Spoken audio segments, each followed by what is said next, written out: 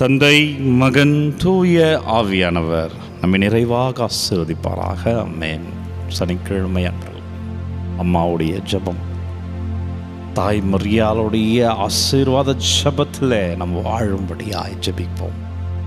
அந்த நாளில் முழுமையாய் அர்ப்பணித்து அவரிடம் ஒப்பு கொடுப்போம். அன்பர்கள், இந்த ஆராதனைக்கு மீண்டும் உங்கள் ஒவ்வொருவரையும் அன்போடு வரவேற்கிறேன். பிரியமான இறைப்பிள்ளைகளே, இந்த ஆராதனையிலே பிரியமானவர்களே, காசு இல்லாமல் கடைக்கு செல்ல முடியாது.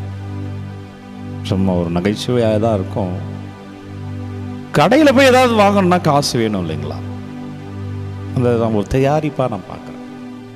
தயாரிப்பு இல்லாமல் நீங்கள் இந்த கிறிஸ்மஸ்குள்ளே போகாதீங்க. 2025 கிறிஸ்மஸ் கொண்டாடுகிறோம். இது வரைக்கும் நம்ம 2025 கிறிஸ்மஸ் கொண்டாடி இருக்கிறோம். ஏன் எல்லா கிறிஸ்மஸும் எனக்கு ஆசீர்வாதமாக இல்லைன்னா, நான் அதை தயாரிக்காமல் இருக்கிறேன். தயாரிக்கணும் மக்கள். திருமுழுக்கு யோவானை இன்றைக்கு ஆண்டவர் ஒரு அடையாளமாக தருகிறார். திருமுழுக்கு யோவானை ஒரு அடையாளமாக தருகிறார். என்ன அடையாளம் என்றால், திருமுழுக்கு யோவான் என்ன செய்தார்? ஏனென்றால் இந்த நாளிலே ஆண்டவருடைய ஆசீர்வாதத்துக்கு தயாரிக்கணும். தயாரிப்பு தேவை. திருமுழுக்கு யோவான் ஒரு அடையாளம், தயாரிப்பினுடைய அடையாளம். அவர் என்ன செய்தார் என்பதை தான் இப்போ தியானிக்க போகிறோம். அந்த ஆசீர்வாதத்துக்காக, தயாரிப்புக்காக துதிப்போம். ஆண்டவர் நன்றி அப்பா. ஆண்டவரை ஆராதனை செய்கிறோம். நன்றி தகப்பனே.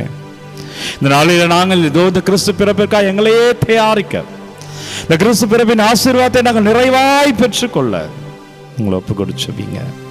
உங்களை முழுமையாய் அர்ப்பணித்து தயாரிங்கள் நண்பர்களே.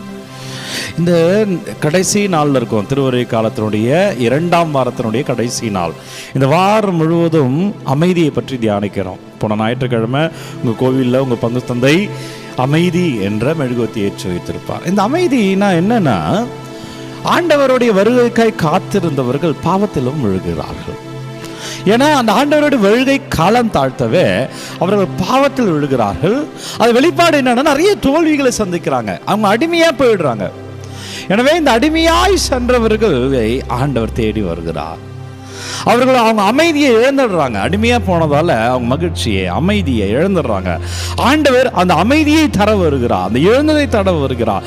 அதான் இந்த அமைதி என்ற திரி நம்மளுடைய சர்ச்சில் ஏற்றி வச்சிருக்காங்களோ அதோடைய அர்த்தம் இதுதான். எனவே நம்ம வாழ்க்கையில் அமைதியை பெற்றுக்கொள்கிற இந்த கடைசி நாள், அந்த அமைதிக்காய் தயாரிக்கிற வேலையில் நம்மையே நாம் தயாரிப்பது.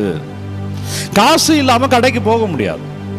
கடை காசு இல்லை என்ற பொருளை வாங்க முடியாது. அது போலதான் பிரியமான இறை உறவுகளை நம்ம கிட்ட இருக்கணும். தயாரிப்பு இருக்கணும், ஆசீர்வாதம் இருக்கணும். அதுதான் ஒரு அடையாளம் தான் திருமுழுக்கு யோவான். ஏனென்றால் இந்த நற்செய்தியில எலியா தானே முதல்ல வரணும் அப்படின்னு சீடர்கள் இயேசுவிடம் கேட்கிறார்கள். இன்றைக்கு மத்தேயு நற்செய்தி 17ஆவது அதிகாரம் 10-13 வரை உள்ள இறைவார்த்தை எடுத்து வாசிச்சு பாருங்க. அவர் ஏற்கனவே வந்து விட்டார். சொல்றார், ஏற்கனவே வந்து விட்டார், மானிட மகனும் வந்திருக்கிறார் என்று சொல்லுகிறார். இப்ப சீடர்கள் புரிந்து கொள்கிறார்கள், இயேசு எலியா என்று யாரை சொல்லுகிறார் என்றால் திருமுழுக்கு யோவானை சொல்லுகிறார். அப்ப திருமுழுக்கு யோவான் என்ன செய்தார்? தயாரித்தார். ஆண்டவருடைய வருகைக்காய் தயாரித்தார். ஆண்டவருக்கான பாதையை தயாரித்தார். மக்கள் அவர் ப்ரிப்பேர் பண்றார். ஆண்டவர் வரப்போறார் என்ற செய்தி அறிவிக்கிறார். இந்த காலங்கள் எல்லாம் தயாரிப்பு காலம்தான். இந்த கிறிஸ்மஸ், இந்த ஜூபிலி, இயேசு பிறந்து 2025ஆவது ஆண்டை கொண்டாடுகிறோம். இந்த 26ல் அடி எடுத்து வைக்கிறோம். இந்த யூபிலியினுடைய நிறைவில் நாம் இருக்கிறோம். எனவே பிரியமான இறை உறவுகளே, நாம் தயாரிப்போம். நம்மையே நாம் முழுமையாய் அர்ப்பணித்து தயாரிப்போம். ஏனென்றால் நீதிமொழிகள் 21:5 சொல்லுகிறது, திட்டமிட்டு ஊக்கத்துடன் உழைப்பவரிடம் செல்வம் சேரும் என்பதே திண்ணம். திட்டமிட்டு உழைக்கணும், அவர்கிட்ட செல்வம் வரும். நான் செல்வம் சொல்றது பிளஸிங்ஸ். நான் செல்வம் சொல்கிறது ஆண்டவருடைய ஞானம். நாம் செல்வம் சொல்வது நன்மையை, தீமையை, நல்லவர்களையும் கெட்டவர்களையும் பகுத்தாய்ந்து அவற்றின்படி செயல்படுகிற விவேகமான மனிதர்களை பற்றி பேசுகிறேன். எனவே பிரியமுள்ள அன்பு இறை பிள்ளைகளை, தயாரியுங்கள். அப்பா, என் பாவங்களை எல்லாம் அறிக்கையிடுவதுதான் தயாரிப்பது. நாம் தவறிலிருந்து திருத்திக் கொள்வதுதான் தயாரிப்பது. ஆண்டவரே, நான் உன்னை விட்டு வெகு தொலைவு போயிட்டேன், ஆண்டவரே நாம் மன்னிச்சிருங்க, நான் உங்ககிட்ட திரும்பி வரேன், என ஆசீர்வதிங்க என்று சொல்வதுதான் தயாரிப்பு.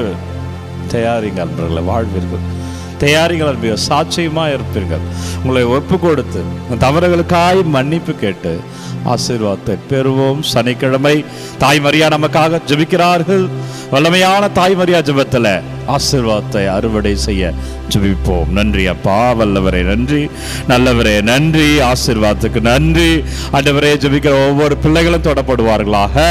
ஆண்டவரே, பிள்ளைகள் ஆசீர்வாதமாய் இருப்பார்களாக. ஆண்டவரே, உமது கிருபையை இந்த பிள்ளைகள் பெற்றுக்கொள்வார்களாக. வல்லமையான நற்கரை ஆண்டவர் உங்களை ஆசீர்வதிக்கிறார். ஆண்டவர் பெயரிலே வாழ்வீர்கள், ஆண்டவர் பெயரிலே சாட்சியமாய் இருப்பீர்கள். இந்த சனிக்கிழமை ஆசீர்வாதத்தை பெற தலைவணங்கி ஜெபிப்போம். எல்லாம் வல்ல இறைவன் நம்மை தந்தை, மகன், தூய ஆவியார் நம்மை நிறைவாக ஆசீர்வதிப்பாராக. இந்த நாளும் இனிய நாளே. அன்பர்களே, ஒவ்வொரு நாளும் விடியற்காலை 3 மணிக்கு இந்த ஆராதனை வழங்கி கொண்டிருக்கிறோம். யாருக்கு தேவைன்னு நினைக்கிறீங்களோ அவர்களோடு பகிர்ந்து கொள்ளுங்க. உங்கள் விண்ணப்பங்களை கமெண்ட்டில் அனுப்புங்க. உங்களுக்காக நான் தொடர்ந்து ஜெபிக்கிறேன். God bless you. Take care.